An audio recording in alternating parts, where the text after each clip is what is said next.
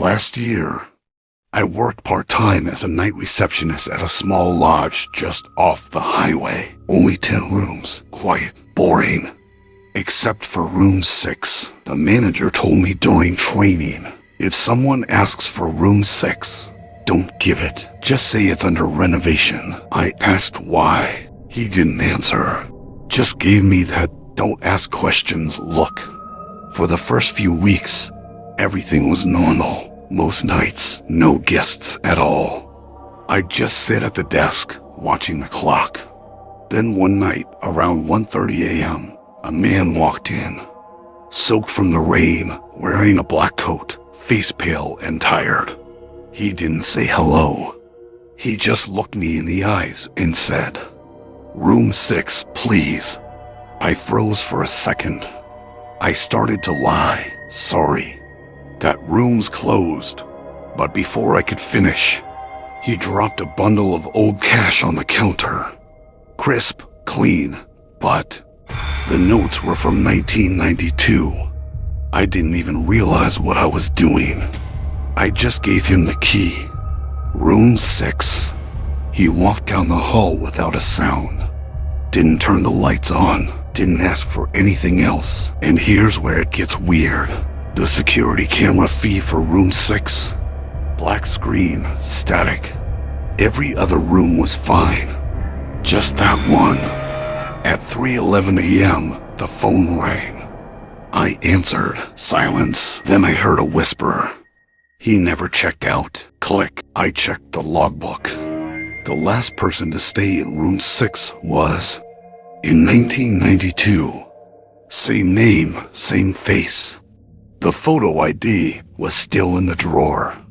I rushed down the hallway. Room 6 was unlocked. Lights off, empty, except for the smell strong, like wet earth and something rotting. I walked in slowly, holding my breath. The bed was untouched, but on the pillow, a room key. The tag said 6. But it wasn't the key I gave him. It was rusted, old, from a different set. Next morning, I told the manager everything. His face went pale. He said, "You shouldn't have let him in. He died in that room. Heart attack. Alone. No one found him for 3 days. And every few years, he comes back. Always asks for the same room. I quit that day, but I still have nightmares." The man standing at the desk, dripping wet, staring straight through me, still waiting to check out. There's a reason I never leave my curtains open at night anymore. Let me tell you why. I had just moved into a rented room on the second floor of an old house. It was cheap, clean, and quiet, perfect for studying and working late nights. The window looked out into the backyard, and beyond that, just trees. The first week was peaceful, until one night, around 3 a.m., I was lying in bed, scrolling on my phone, and I noticed movement outside the window. At first, I thought it was a shadow, maybe a tree sway, but then I saw it clearly. A man, standing, looking straight at me. I jumped, but I told myself maybe someone from the neighborhood. Maybe I'm imagining things. I closed the curtains tight. The next night, I stayed up again. At 3 a.m., curiosity got the better of me. I peeked out through the curtain slit. He was there again. Same place, same posture, not moving, just staring up at my window.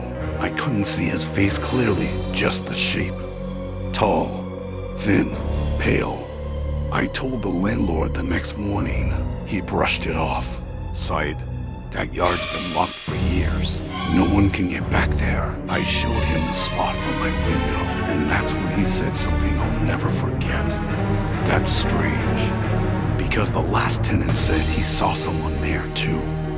Right before he disappeared, I asked, "What do you mean disappeared?"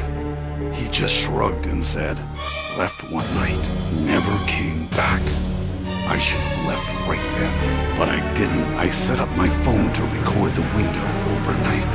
When I checked the footage the next day, my hands started shaking. At exactly 3:02 a.m., the curtain moved slightly on its own, and for a few seconds, there was a face, pale, blank, pressed against the glass from the outside. But I live on the second floor, no ladder, no balcony. The glass had fogged up from where he breathed. That night, I didn't sleep. I sat with the lights on, staring at the window. At 3 a.m., the curtains started to lift. Slowly, from the inside, I grabbed my blanket and ran, slept in my car with the engine running till morning. Next day, I packed and left for good. But here's the worst part. A week later, I checked my phone gallery and found a photo I didn't take, timestamped at 3:04 a.m. on the night I ran. It was a picture of me lying in bed, taken from just outside the window. I used to work night shifts at a hotel, quiet place, 4 floors, built in the 1960s. Most nights were uneventful, just me at the front desk, scrolling my phone, half asleep. But there was one thing that always confused me. The elevator panel had a button for a 3rd floor. Problem is, the hotel only had 2 floors open to the public. When I asked the manager about it, she said, "Oh, that floor's been closed for decades. Storage only. Elevators shouldn't stop there." But one night it did. It was around 2:50 a.m. I got a call from room 109. But when I picked up, there was nothing but static. I went to check the room. It was empty. No guests were checked in. When I came back and got into the elevator, I pressed the 2nd floor, but instead, it stopped at 3. Ding! The door slid open slowly, pitch black. I should have stayed inside. I know I should have, but curiosity is dangerous. I stepped out. The lights were dim, flickering. The hallway looked abandoned, peeling wallpaper, dusty carpet, broken wall lamps. And then I saw it, room 313. The door was slightly open. I felt this pressure in my chest, like something was warning me to turn back, but I walked toward it. Inside, it was cold, airless, no furniture, no lights, just a single chair facing the corner, and someone sitting in it. I could only see the back of their head.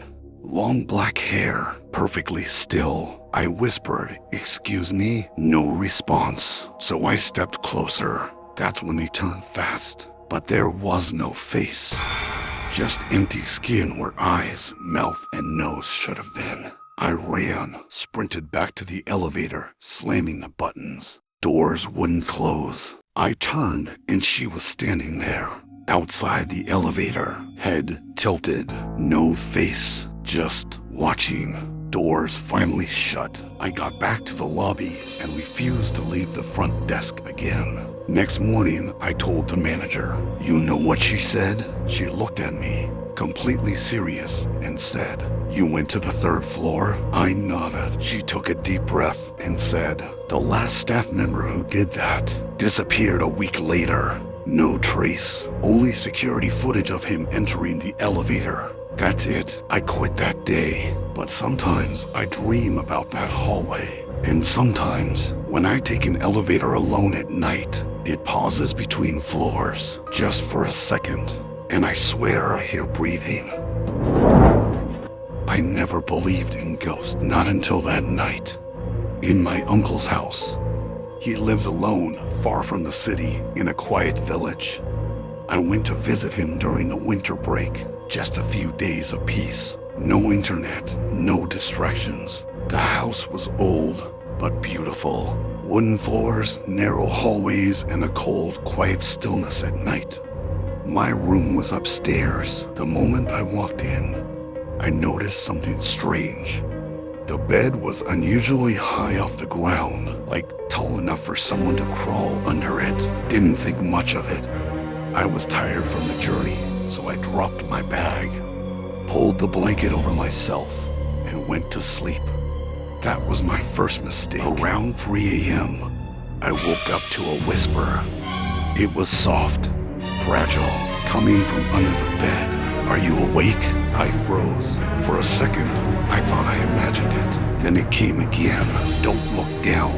My body turned cold. I stayed perfectly still, heart pounding. I wanted to run, scream, but I couldn't even breathe. And then I felt it, a hand brushing against my foot, not like a bug or a breeze. Fingers, cold, thin, real. I yanked my feet up and sat there until the sun came up. The next morning, I told my uncle. He didn't even act surprised, just looked at me and said, "That room used to be my daughter's. She always said someone lived under her bed. We thought she was just imagining things." I asked what happened to her. He went silent, then said quietly, "She went missing one night. We never found her." I wanted to leave right then and there, but it rained heavy that day. The roads were flooded. I had to stay one more night. I didn't sleep in that room. I stayed downstairs. Lights on, couch nearby. But at exactly 3 a.m., I heard footsteps upstairs. Slow, deliberate, then creaking, like weight settling onto the bed. And finally, that same voice, whispering from upstairs. "You switched rooms, but I still found you." I grabbed my bag, stepped outside into the rain, and walked till I found someone with a phone. I never went back. But sometimes, when I'm alone, I still hear that whisper, "Are you awake?" And I don't sleep with my feet uncovered anymore. Ever.